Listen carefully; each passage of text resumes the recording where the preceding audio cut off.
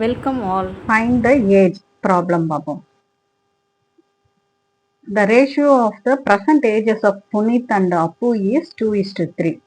After 3 years, the ratio of their ages will be 3:4.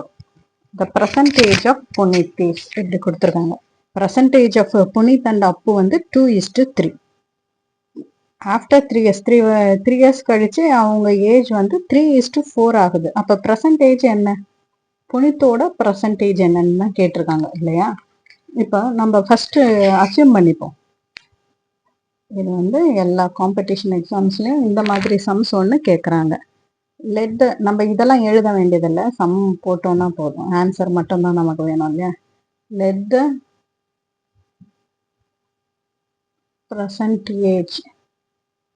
percentage of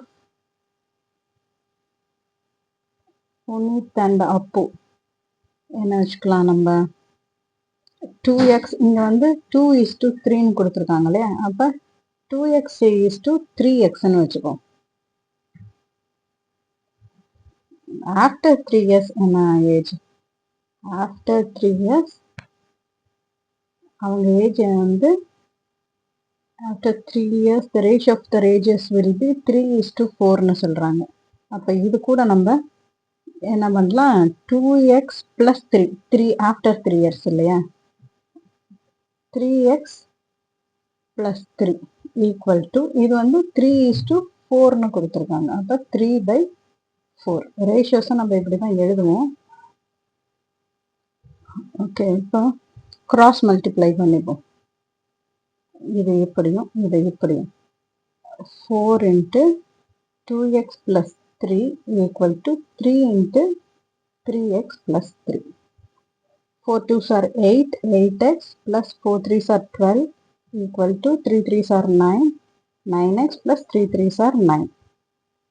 okay, இப்போ நம்ம X எல்லாம் ஒரு side எடுத்துகிட்டு போயிடுவோம். எக்ஸ் எல்லாம் ஒரு சைடு, நம்பர்ஸ் எல்லாம் ஒரு side. 12 - 9 3, 9x - 8x 1x, x = 3. இப்போ எக்ஸ் 3 வந்துருச்சு. நம்ம என்ன வச்சுருக்கோம்? பர்சன்டேஜ் ஆஃப் புனித் இல்லையா? பர்சன்டேஜ் ஆஃப் புனித்துக்கு வந்து என்ன கொடுத்துருக்காங்க? 2xன்னு கொடுத்துருக்காங்க. therefore percentage of புனித் நம்ம என்ன அசைன் பண்ணியிருக்கோம்? 2xன்னு வச்சுருக்கோம். அப்போ 2 × 3, 2 3s are 6.